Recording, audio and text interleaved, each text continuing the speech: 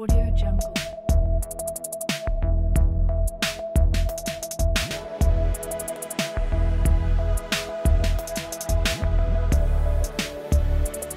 Audio Jungle.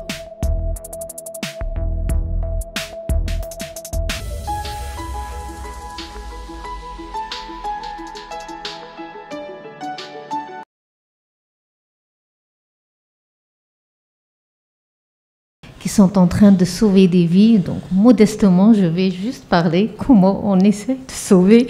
Je me sens un petit peu vexée après toute cette présentation.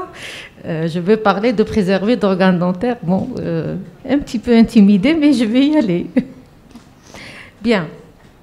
Donc, je vais vous parler des parodontites agressives. Pourquoi j'ai proposé cette... ça ne passe pas... Alors, pourquoi je vous ai proposé ce thème-là? C'est surtout à la suite de la dernière classification du workshop 2017 où on ne trouve pas ce terme-là. La parodontite agressive dans sa nomenclature, va disparaître. Vous savez bien que les critères de classification évoluent, changent en fonction des technologies actuelles. Donc, je vais essayer de justifier pourquoi cette entité clinique a porté plus différentes nominations jusqu'à ce qu'on va l'inclure sous un autre volet.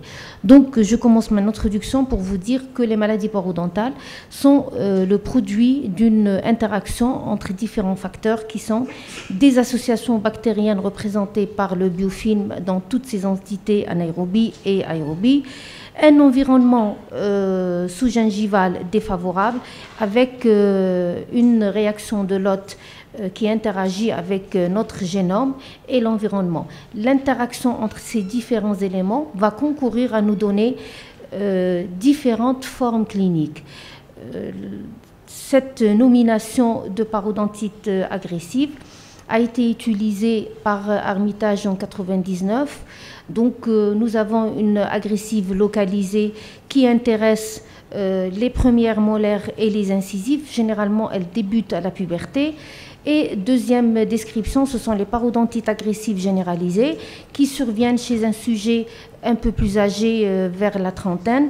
Elles atteignent généralement ces deux autres secteurs, donc un troisième secteur, au moins 3 dents du troisième secteur qui doivent être atteintes pour qu'on puisse parler d'une parodontite agressive généralisée.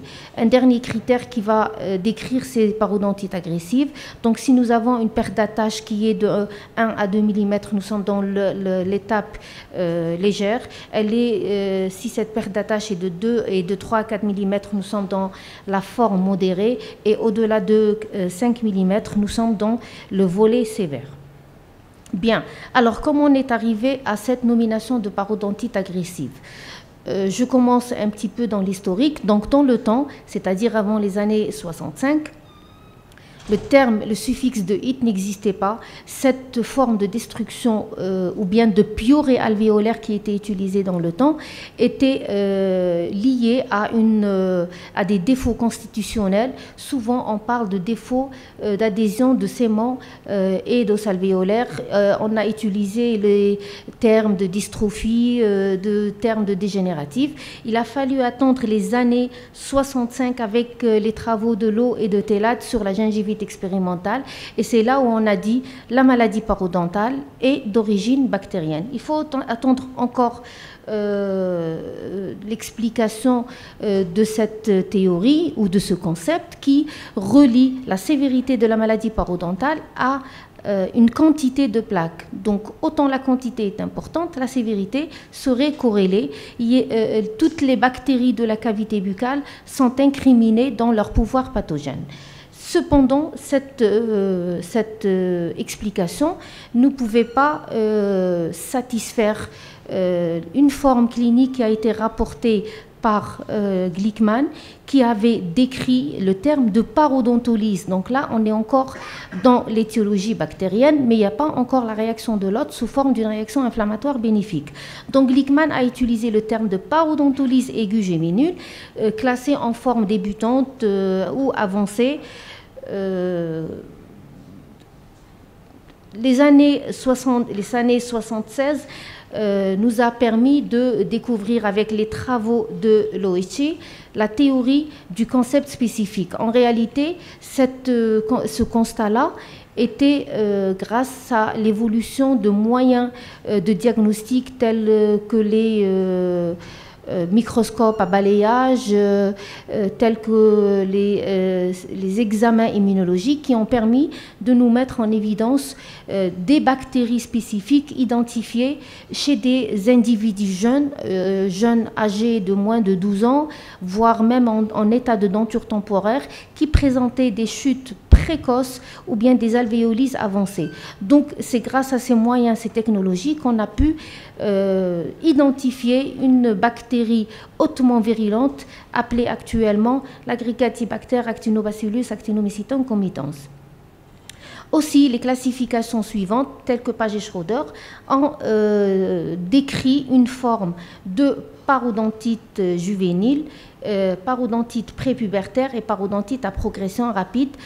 Aussitôt, l'Académie américaine a utilisé le terme de parodontite sévère. Là encore, les thérapeutiques, les résultats des thérapeutiques entreprises n'étaient pas égaux, les résultats obtenus n'étaient pas corrélés aux résultats attendus. Donc les examens complémentaires, c'est-à-dire les investigations chez l'hôte, nous a permis d'identifier une réaction incontrôlable, corrélée à des déficits immunitaires. Et c'est là que la classification de Suzuki et Sharon nous a permis de décrire des formes de parodontite à progression rapide, de type A et de type B. Donc type A et type B, c'était par rapport à la présence ou l'absence de facteurs locaux. Type A, vous avez peu de facteurs locaux, peu de caries. Par contre, le type B, vous avez des manifestations inflammatoires très intenses corrélées à la présence de plaques et de biofilms. Encore, la classification de Sharon et de Suzuki est venue pour nous décrire d'autres réactions immunologiques, c'est-à-dire la réaction de l'hôte face à cette agression bactérienne, où on a commencé à faire une corrélation entre des manifestations buccales avec des manifestations au niveau de l'oropharynx ou bien avec certains déficits ou exacerbations de la réaction immunitaire. On décrit des parodontites à progression rapide type A, type B, parodontite juvénile. Là encore, le critère d'âge a été pris en considération. Les prépubertaires, c'était vers 3 ans et elles réapparaissaient avec la denture permanente. Là, on constate que dans la classification de Sharon et de Suzuki, l'avènement de la parodontite péri-implantaire. Donc, les années 2000 nous ont permis d'évoluer et d'investiguer dans les réactions du biofilm. Nous venons à la définition de Costerton et les travaux d'aphagie, où le concept de l'écologie bactérienne ou bien de la plaque écologique. Alors ce concept-là, il va corréler certaines bactéries entre elles. Par exemple, l'Aggregatibacter était corrélé au streptocoque, c'est-à-dire que les effets délétères d'une bactérie peuvent être stabilisés par la présence d'autres bactéries, c'est-à-dire qu'il y a un équilibre entre ces différentes bactéries. Ainsi, une colorimétrie a été proposée. Cette colorimétrie, en dehors de l'Aggregatibacter actinobacillus actinomycetum comitans, on retrouve des bactéries appartiennent au spectre rouge qui rassemblent Porphyromonas gingivalis, le Tannarella forsythia et le Treponema denticola.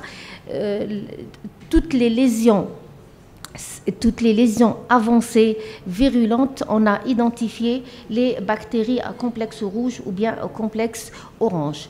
Donc ce concept-là qui décrit que la perte d'attache était liée à la présence de bactéries parodontopathogènes corrélées à l'absence de bactéries bénéfiques en présence d'un environnement parodontal suffisamment permissif et surtout des défaillances immunitaires chez le sujet, chez l'hôte.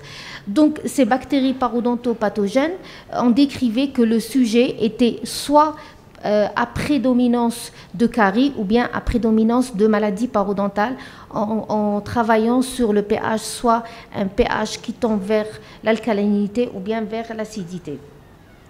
Aussi, la présence de tartre sous-gingival pouvait fragiliser les facteurs locaux pour un déclenchement des destructions osseuses.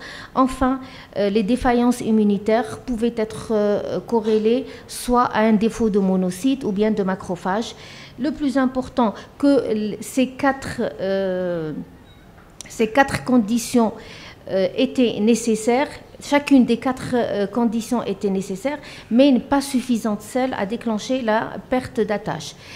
Les travaux sur les interactions de l'hôte avec le biofilm a été à l'origine du dernier concept de la maladie parodontale où le facteur déclenchant, c'est-à-dire le biofilm, pouvait avoir des manifestations différentes en fonction de l'interaction, la génétique, des habitudes, c'est-à-dire les facteurs sociaux, économiques, culturels, politiques, et en présence de facteurs locaux tels que le stress, qui est un élément négatif sur les défenses immunitaires, ou bien le psychisme. Ça, c'est le dernier modèle éthiopathogénique. Donc, la concurrence entre ces différents facteurs va nous donner des aspects multiples au niveau de la maladie parodontale.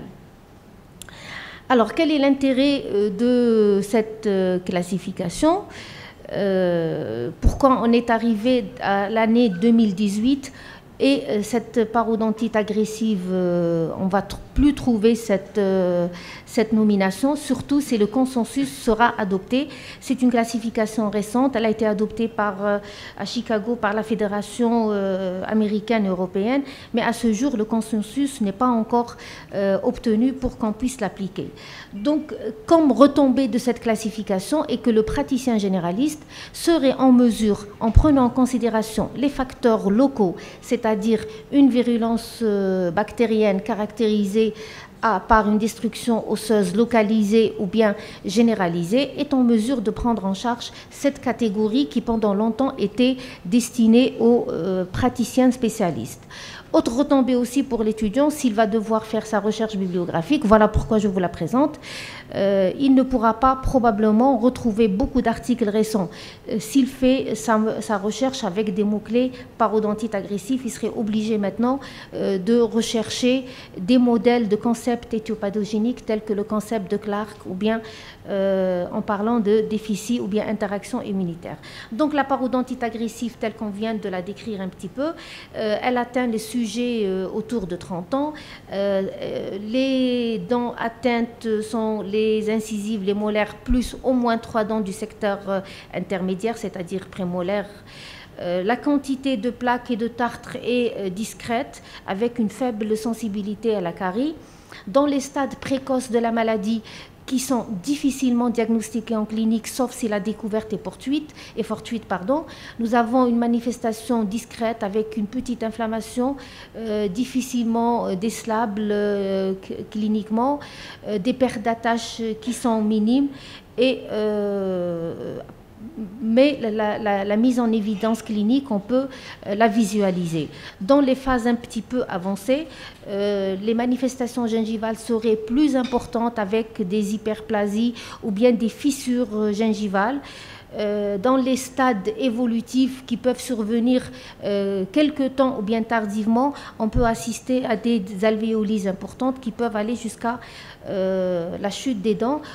À ces manifestations de parodontite agressive généralisée, on a corrélé la présence d'une infection de la sphère ORL telle que des otites moyennes, telles que des troubles respiratoires, tractus respiratoire. Bien, donc en ce qui concerne l'hôte, on a détecté aussi un déficit dans les améllaires, c'est-à-dire la réponse mixte autologue, réponse lymphocytaire mixte autologue. On a aussi décrit quelques manifestations de déficit dans l'engagement des macrophages. Deuxième forme clinique qu'on peut identifier, c'est-à-dire la forme localisée. La forme localisée qui prend des aspects qui atteignent les incisives et ou les molaires. La caractéristique principale qu'on a décrite jusqu'à maintenant, c'est l'image en miroir, c'est-à-dire la destruction osseuse est facilement superposable entre incisives quand elles sont atteintes et molaires. Les patients présentent un déficit dans la réponse sérologique aux anticorps. La quantité de plaques et de tartre, même si elle est visible au niveau du site atteint, elle est infiniment discrète. La phrase qu'on répète tout le temps, on vous dit que la destruction osseuse est sans commune mesure avec la quantité de la plaque présente. Donc le diagnostic, il se fait avec l'interrogatoire clinique et les manifestations cliniques, le sondage et l'examen radiologique. La présence de facteurs locaux est très discrète. Sur le plan microbiologique, 2 grandes bactéries ont été incriminées. La forme généralisée, on a associé le Porphyromonas gingivalis. Par contre, dans la forme localisée, la bactérie qui est incriminée, c'est surtout l'Aggregatibacter Actinobacillus actinomycetum comitans. À ces 2 bactéries, on peut retrouver d'autres bactéries corrélées, mais on retrouve surtout le Porphyromonas gingivalis avec le Tannerella forsythia. Par contre, la présence de l'Aggregatibacter à elle seule est fortement virulente et responsable de destruction osseuse importante. Dans ces 2 formes cliniques, dans la forme généralisée, la maladie, elle passe par des périodes d'activité et d'autres de repos. Les cycles d'activité se succèdent et peuvent amener jusqu'à la chute des dents. Sur le plan clinique, le pronostic lié à la parodontite agressive généralisée est meilleur que par rapport à l'agressive localisée. Donc là, une image reprise de la documentation. Nous avons l'image en rosacée de l'Aggregatibacter Actinobacillus actinomycetum comitans et l'autre c'est du Porphyromonas gingivalis. Caractéristique principale du Porphyromonas gingivalis, c'est que le patient vient en consultation en révélant une halitose. C'est une bactérie qui est productrice de produits sulfurés volatiles avec un goût métallique et souvent c'est l'examen bactériologique qui met en évidence la présence de cette bactérie. Là, je vais vous proposer quelques cas cliniques qu'on a traités au service de parodontologie au CHU de Annaba. Donc une patiente qui s'est présentée en consultation pour l'apparition d'un diastème secondaire. L'examen clinique met en évidence des poches profondes corrélées à une destruction osseuse qui peut aller jusqu'à 8 mm. Après examen, après thérapeutique que le diagnostic a été posé, une antibiothérapie ciblée. Le diagnostic posé, c'est une parodontite agressive localisée. On l'a mis sous doxycycline à raison de 1,50 g par jour étalé sur... pardon, on a opté pour la doxycycline. Donc, c'était le protocole de Montbelli, 200 mg les 2 premiers jours, ensuite 100 mg jour pendant 12 jours. Ça, c'est le protocole récent proposé par Montbelli. La phase chirurgicale a été possible au niveau de sites où la profondeur des poches dépassait 5 mm. Au niveau de la papille interincisive, on a opté pour un lambeau d'accès palatin, c'est-à-dire on va essayer au maximum de préserver la position de cette papille. Donc, après un décollement du lambeau d'épaisseur totale, on a mis en place une membrane de régénération tissulaire guidée soutenue par un produit de comblement d'origine bovine et on a utilisé du fil du 5-0 pour essayer de garder au maximum la position des papilles. Donc là, c'était en opératoire. Un deuxième site a été proposé, c'est au niveau des secteurs postérieurs. Alors cette patiente, comme elle présentait des rapports d'occlusion qui étaient serrés, on a opté pour la mise en place d'une gouttière thermoformée pour essayer de soulager le parodonte, surtout en phase de cicatrisation. Donc voilà le cas finalisé. Lors des séances de contrôle, la patiente a évoqué une sensation de lourdeur ou de vertige quand elle baissait la tête au niveau des sites. Ce sont des manifestations vécues qui ne sont pas rapportées dans la littérature, mais c'est toujours intéressant de les porter, de les recenser. On ne sait jamais qu'est-ce qu'on peut découvrir dans l'avenir. Deuxième cas que je vais vous proposer, c'est une jeune patiente âgée de 26 ans qui a été diagnostiquée à l'âge de 20 ans d'une parodontite agressive localisée. Le diastème secondaire entre incisive centrale et latérale est apparent, il dépasse les 5 mm. Une occlusion perturbée avec un overbite qui est augmenté et absent au niveau de certains points. Infraclusion postérieure. L'examen radiologique met en évidence des lises verticales au niveau des incisives et des molaires. Après thérapeutique étiologique, débridement tissulaire, on a opté pour la chirurgie. Donc c'était juste un lambeau de curetage au niveau du maxillaire supérieur. Par contre, on a opté, puisque l'indication s'opposait, pour un comblement avec régénération tissulaire guidée au niveau des secteurs postérieurs. On attend l'avis de l'ODF pour essayer de repositionner les dents et surtout une modification de l'axe de la centrale pour rétablir l'esthétique, puisque le motif de consultation chez cette patiente était surtout le rétablissement de l'esthétique. Troisième cas que je vous propose, c'est encore une étudiante en médecine qui présente en plus de fluorose, un diastème, des récessions, un parodonte défavorable de type 4 selon Sullivan, selon l'auteur, alors voilà, je lis le nom, pardon, pas les récessions, la typologie parodontale. Maynard Wilson, voilà, je vous remercie. Donc la patiente présente un recouvrement excessif au niveau du secteur antérieur. C'est une patiente qui ne sourit pratiquement pas, ou bien elle a tout le temps la main sur la bouche. L'indication chirurgicale ne se posait pas, les poches étaient peu profondes, dans les limites de 4 mm, sauf au niveau des secteurs de la 46. Donc on a opté juste par une thérapeutique étiologique renforcée par une prescription à la doxycycline et un traitement orthodontique. Le traitement orthodontique entrepris un nivellement où on a essayé de changer l'orthodontiste en accord avec des forces légères, intermittentes, continues, de redresser l'axe des dents et on a opté pour un lambeau de curetage au niveau de la 46. C'est une patiente qui ne présentait pas beaucoup de disponibilité. Au départ, elle était venue pour un trouble esthétique. Elle était loin d'imaginer qu'on pouvait améliorer son sourire. Et après 2 années de traitement, pardon, je n'ai pas la photo. Voilà, après 2 années de traitement, voilà la photo de départ, comment elle s'est présentée au J0.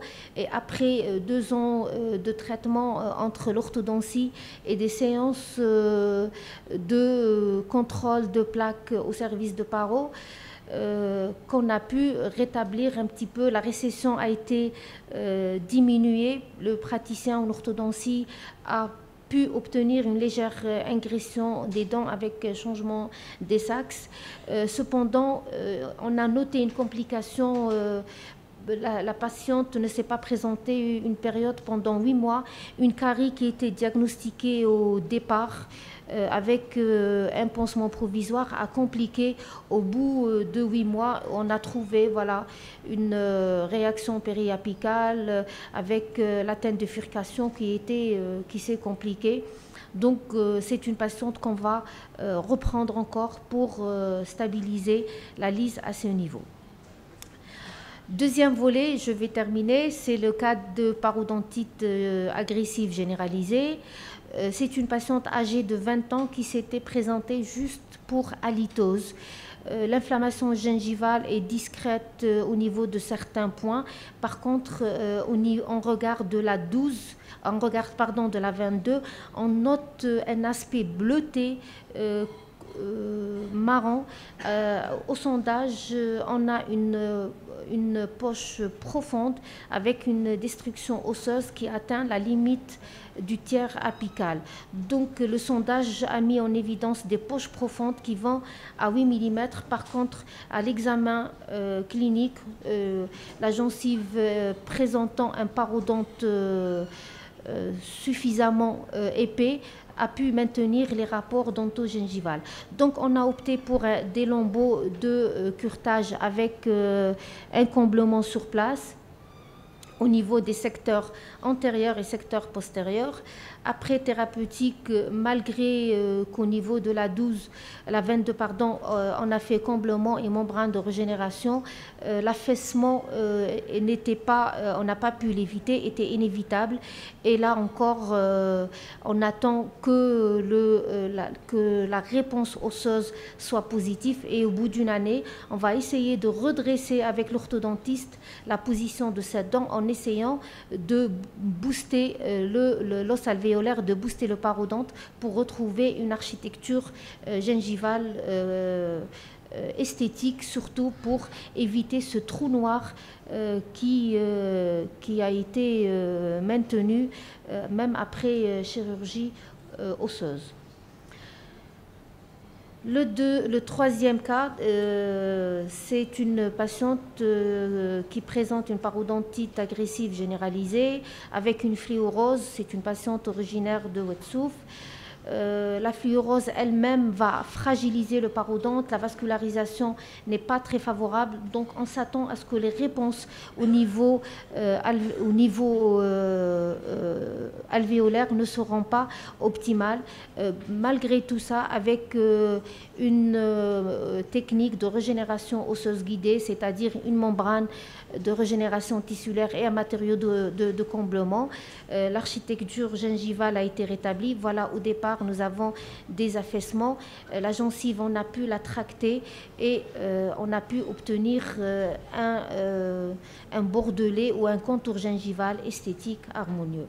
Je vous remercie. Voilà les suites opératoires. Les photos n'ont pas été bien manipulées. C'est grâce à l'aide des résidents qu'on a pu terminer tous ces cas-là. Seul, je ne pourrais pas faire toutes ces étapes et parfois on est faussé dans l'une de la mise de la visualisation des résultats. Je vous remercie encore une fois.